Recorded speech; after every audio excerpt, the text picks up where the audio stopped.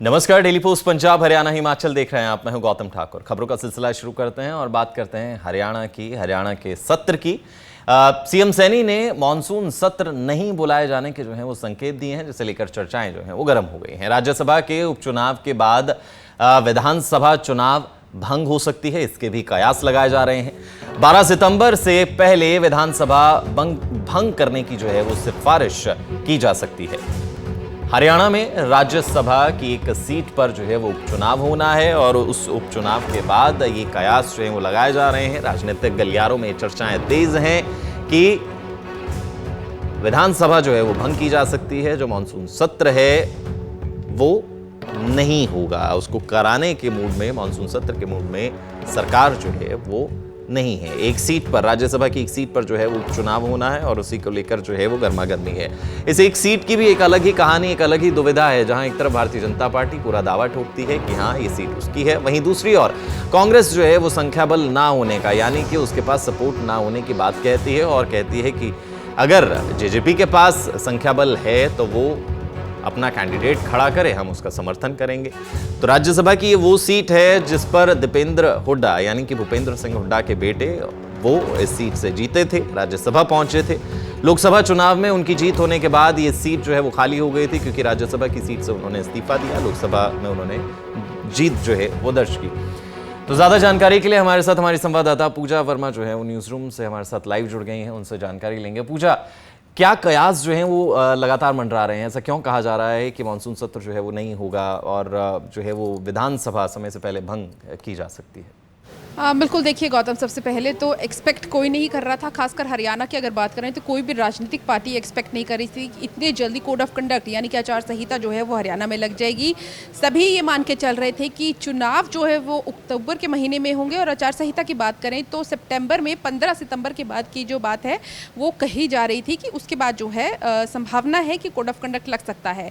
लेकिन चुनाव आयोग की टीम आती है, यहाँ विजिट करती है, अधिकारियों से बातचीत करती है, उन्हें माहौल ठीक लगता है और 16 अगस्त को model code of conduct Haryana में लग जाता है। तो ऐसे में धरी की धरी योजनाएं रह जाती हैं सभी राजनीतिक पार्टियों की, चाहे वो सत्ता पक्ष है या फिर विपक्ष है, क्योंकि लगातार अगर हम बात करें तो सभी अपनी यात्राओं में व्यस्त थे, रैलियों में व्यस्त थे। मुख्यमंत्री लगातार घोषणाएं कर रहे थे, कभी कैबिनेट मीटिंग में घोषणा, कभी लोगों के बीच में जाके घोषणा, और संगठन की अगर बात करें तो उनकी अलग से मीटिंग चल रही थी। लेकिन अब क्योंकि मॉडल कोड ऑफ कंडक्ट लग गया है तो ऐसे में अभी जो 17 अगस्त को कैबिनेट मीटिंग होनी थी जिसमें कि मानसून सत्र बुलाया जाना था, वो मानसून सत्र नहीं बुलाया जा सकता क्योंकि कोड ऑफ कंडक्ट लग गया है। हालांकि अगर कानून की बात करें, कानूनी तौर पर एक प्रावधान है जिसके तहत ऑर्डिनेंस पास करने के लिए कि पिछली कैबिनेट में यानी कि 17 अगस्त से पहले जो कैबिनेट हुई है और खासकर कर्मचारियों के लिए जो योजना हरियाणा सरकार ने बनाई है, अगर उसे लागू करना है, अगर उसका बेनिफिट उन कर्मचारियों को देना है तो उस ऑर्डिनेंस को पास करवाना होगा और उस ऑर्डिनेंस को पास करवाने के लिए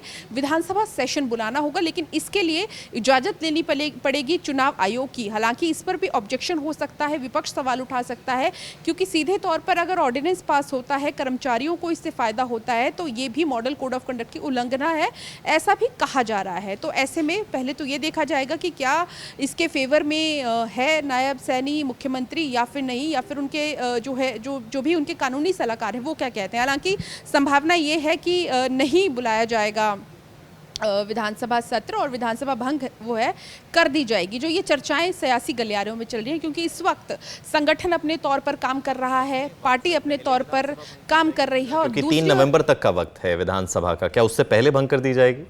बिल्कुल, देखिए अगर हम चुनावों की बात करें तो 5 सितंबर से ही जो है प्रक्रिया शुरू हो जाएगी, नोटिफिकेशन जारी हो जाएगी और उसके बाद स्क्रूटनी, नॉमिनेशन वापस लेना, ये सारा प्रोसेस रहेगा और 1 अक्टूबर को जो है मतदान होगा, 4 अक्टूबर को जो है वो चुनाव आ जाएंगे, यानी कि 1 महीने में और पहले ही चरण में चुनाव होने हैं। तो ऐसे में समय कम है, तो राज्यसभा सीट के जो है वो इलेक्शंस भी हैं और उसमें क्योंकि सत्ताधारी पार्टी की अगर बात करें तो उनकी ओर से अभी उम्मीदवार के पत्ते भी नहीं खोले गए हैं, ना ही विपक्ष तो मना कर चुका है, लेकिन हो सकता है कि विनेश फोगाट के नाम की भी चर्चा जो चल रही है कि उसे कांग्रेस राज्यसभा भेज सकती है। बयान भी आपने सुना था कि अगर हमारे पास संख्या बल होता भूपेंद्र सिंह हुड्डा का तो हम उसे ज़रूर भेज देते। तो ऐसे में हो सकता है कि दूसरी पार्टीज़ का समर्थन, दूसरी विधायकों का समर्थन मिल सके, क्योंकि इस वक्त हर एक पार्टी, चाहे बीजेपी है, कांग्रेस है, इनेलो है, या फिर जजपा है, या फिर आम आदमी पार्टी है, सभी एड़ी चोटी का जोर लगा रहे हैं कैसे इन चुनावों को जीतना है। लेकिन जो मुख्य कंपटीशन की अगर बात करें भाजपा और कांग्रेस की, तो दोनों का ये कहना होता है कि हम दोनों ही हमारे बीच में ही कंपटीशन है।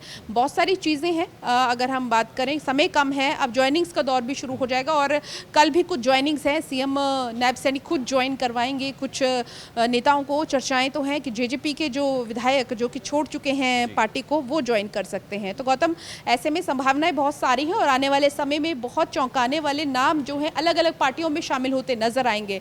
कुछ भाजपा के नाराज कांग्रेस में जा सकते हैं या दूसरी पार्टी में जा सकते हैं, और दूसरी पार्टियों के नाराज जो हैं वो बीजेपी में आ सकते हैं। और इस बीच एक अगर सबसे इम्पॉर्टेंट कहें या सबसे ज़्यादा दिलचस्प बात ये भी होगी कि रंजीत चौटाला, जिन्होंने अपनी लोकसभा चुनाव लड़ा और बीजेपी में शामिल हुए, विधायकी से अपना इस्तीफा दिया, क्या वो पार्टी के साथ रहेंगे या नहीं, क्योंकि कल उन्होंने सिरसा के रानिया में अपने समर्थकों की बैठक बुलाई है, क्योंकि वहाँ से हिलोपा यानी कि गोपाल कांडा की जो पार्टी है, उन्होंने अपने भाई के बेटे को वहाँ से प्रत्याशी घोषित किया है। और ऐसे में दो गठबंधन, माफ़ कीजिए, एक रंजीत चौटाला पार्टी में आते हैं इस शर्त पर कि रानिया से चुनाव लड़ेंगे, और गोपाल कांडा कहते हैं कि उनके भाई वहाँ से चुनाव लड़ेंगे। अब ये देखना अहम रहेगा कि रंजीत चौटाला की चलती है या फिर गोपाल कांडा की, क्योंकि आज भी वो धर्मेंद्र प्रधान से मिलके आए हैं और धर्मेंद्र प्रधान यानी कि पार्टी की जो जिम्मेदारी है, प्रभारी है पार्टी के। तो बहुत सारी दिलचस्प चीज़ें जो है वो गौतम देखने को मिलेगी। जी जी